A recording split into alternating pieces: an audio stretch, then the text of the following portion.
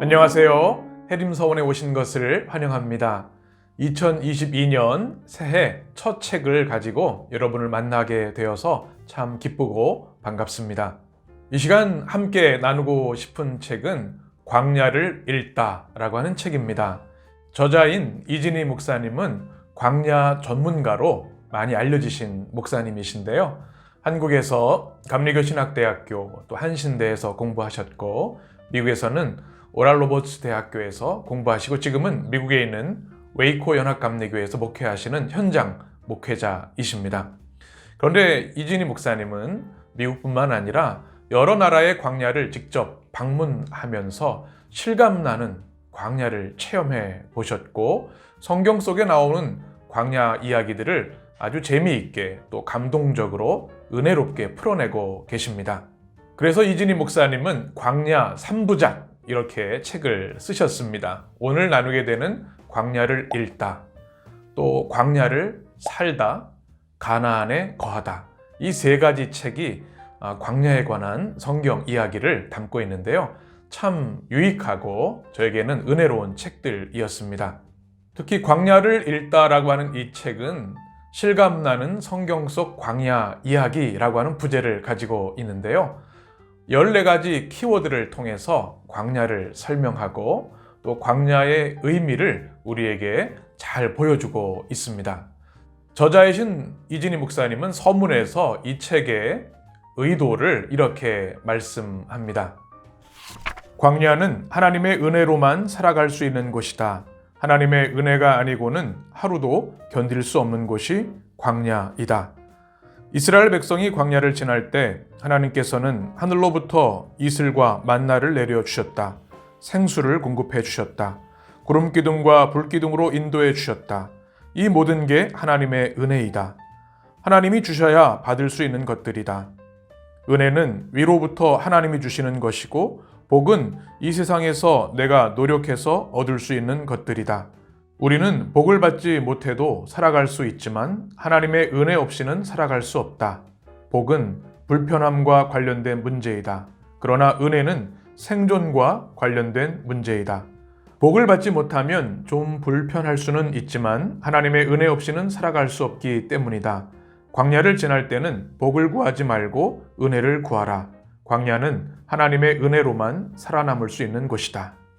저자는 광야 같은 세상을 살아가면서 우리가 구할 것은 축복이 아니라 하나님의 은혜라고 선명하게 말하고 있습니다. 복은 받지 못해도 살아갈 수 있지만 하나님의 은혜 없이는 살 수 없는 곳, 그곳이 광야라고 정의하고 있는데요. 이제부터 나누는 말씀들을 통해서 광야에서 우리가 구해야 할 하나님의 은혜를 발견하는 소중한 시간이 되었으면 좋겠습니다.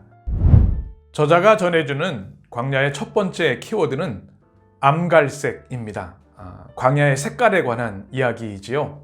바로 우리 인생의 잿빛 광야의 시기를 상징해 주고 있는 이야기입니다. 우리가 구약 성경을 만날 때 성경의 인물들이 어떤 상황에 있는가, 또 어떤 색깔의 시간들에 있는가를 우리가 주의 깊게 살펴보는 것이 중요한데요. 저자는 출애굽기, 민수기, 신명기 그 배경의 색깔을 암갈색이라고 이렇게 설명합니다. 출애굽기, 민수기, 신명기를 색깔로 나타낸다면 어떤 색일까? 암갈색이다. 광야가 배경이기 때문이다. 출애굽기에서 민수기, 신명기로 가면서 점점 더 진한 암갈색으로 변하게 된다. 더 깊고 더 넓은 광야가 펼쳐진다. 황량하고 거칠기만 한 광야, 삭막한 광야, 가도 끝이 없는 광야, 살아있는 것이라고는 찾아볼 수 없는 죽음의 광야, 그것이 출애굽기와 민수기, 신명기의 무대이다. 이스라엘 민족은 가나안에 들어가기까지 40년간 이러한 광야에서 살아야 했다. 이들은 아침에 눈을 뜨고 밤에 눈을 감을 때까지 암갈색과 마주해야 했다. 다른 색깔은 구경할 수가 없었다. 성경의 중요한 부분인 출애굽기, 민수기, 신명기의 그 배경이 푸른 초장, 아름다운 목초지가 아니라 암갈색 광야였다고 하는 이야기를 우리에게 강조하며 알려주고 있는 내용입니다. 가도 가도 끝없는 광야, 생존하기조차 힘든 절망의 광야가 성경의 중요한 배경이라고 하는 것이죠. 이 이야기를 하면서 저자는 우리 인생에도 특별히 코로나 팬데믹과 우리 인생의 어려운 시기를 지날 때 이런 잿빛 광야를 지날 수밖에 없다고 말합니다. 저자는 책에서 인생의 광야에 대해서 이렇게 이야기합니다. 인생을 살다 보면 광야를 지날 때도 있고 가나안에 살 때도 있다. 모든 것이 감사하고 기쁘고 즐거울 때, 세상이 온통 환하고 밝게만 보일 때는 가나안의 푸른 시기이다. 그러나 항상 그럴 수만은 없는 것이 우리 인생 아닌가. 때로는 생각한 대로, 계획한 대로 일이 잘 풀리지 않을 때가 있다. 무슨 일을 해도 꼬이는 상황에 처하면 정말 하나님이 계신가 하는 의심이 들기도 한다. 그리고 하나님을 원망하게 된다. 그럴 때는 온통 사방이 암갈색으로만 보이는 광야의 시기가 된다. 이렇게 우리의 인생에도 성경의 인물들과 동일하게 광야의 시기, 잿빛 광야, 암갈색의 인생을 살아갈 때가 있다는 것이죠. 참으로 힘들고 어려운 시기인데요.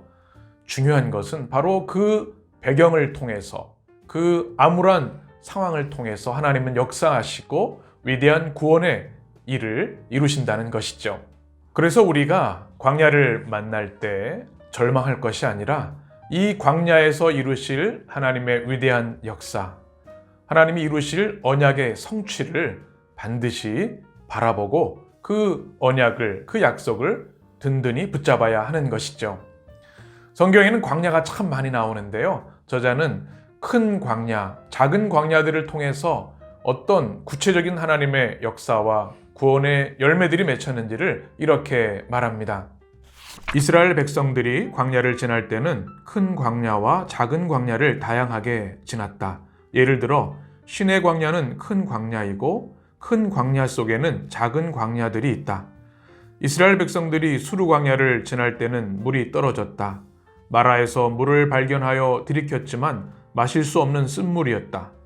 신 광야에 이르렀을 때에는 이집트에서 가지고 나온 양식이 다 떨어졌다. 굶어 죽는 상황이 되자 이스라엘 백성들은 이집트에 무덤이 없어 우리를 이 광야까지 데리고 나왔냐며 원망을 했다. 르비딤 광야를 지날 때는 물이 떨어지자 10년까지 메말라 버려 모세와 하나님을 비난하고 원망하는 소리가 더 심해졌다. 또 아말렉 족속을 만나 전쟁을 치러야만 했다. 이처럼 광야에서 만나는 어려움들은 경제적, 사회적, 인간관계적인 면에서 불쑥 나타나 우리를 괴롭힌다. 우리가 만나는 여러 종류의 광야는 가나안에 이를 때까지 계속될 것이다. 우리는 그 광야를 견뎌내야만 한다. 저자는 성경에 등장하는 여러 광야들을 소개하면서 그 광야가 쉽게 끝나지 않고 때로는 깊은 절망과 낙심으로 이끌어간다고 말합니다. 그럼에도 불구하고 중요한 것은 광야를 견디는 것. 빨리 벗어나려고 하는 인간적인 방법을 찾기보다는 광야의 시기가 우리에게 어떤 의미가 있고 또 하나님이 그 광야의 시간을 통해서 어떤 역사를 이루실지를 깊이 기도하며 하나님의 뜻을 헤아리는 지혜가 필요한 시기라고 이야기합니다. 참으로 힘들고 어려운 시기를 지나고 있습니다. 온통 암갈색처럼 보입니다. 잿빛 광야가 우리 삶에 펼쳐져 있는 것 같습니다. 끝이 보이지 않는 것 같은 절망감도 찾아드는데요. 하나님의 구원의 역사는 이 광야에서 시작되고 꽃이 피고 열매 맺게 된다고 하는 사실을 우리는 분명히 기억해야 하겠습니다. 광야에서 우리는 축복을 구하는 것이 아니라 하나님의 은혜를 구하는 시간으로 삼아야 하겠고 하나님 주시는 은혜와 믿음으로 이 어려운 시기를 잘 견뎌내서 결국 약속의 땅으로 기쁨으로 들어갈 수 있어야 하겠습니다. 광야의 시기를 지나는 우리 모든 성도들을 주님의 이름으로 위로하고 격려하고 응원합니다. 참 힘든 시기를 우리 모두가 지나고 있습니다. 그런데 성경의 중요한 장면들은 이런 광야를 통해서 생겨났고, 이 광야를 통해서 생명과 구원과 하나님 나라의 역사가 이루어진 것을 우리는 잘 알고 있습니다. 광야의 삶 속에서도 하나님을 믿는 신실한 믿음, 또 하나님 주신 그 약속의 소망을 든든히 붙잡고 나아간다면 광야에서도 우리는 하나님이 주시는 은혜와 평강과 의와 진리로 충만할 수 있을 줄 믿습니다. 믿음으로 광야를 지나는 승리의 성도들이 되시기를 주님의 이름으로 축복합니다.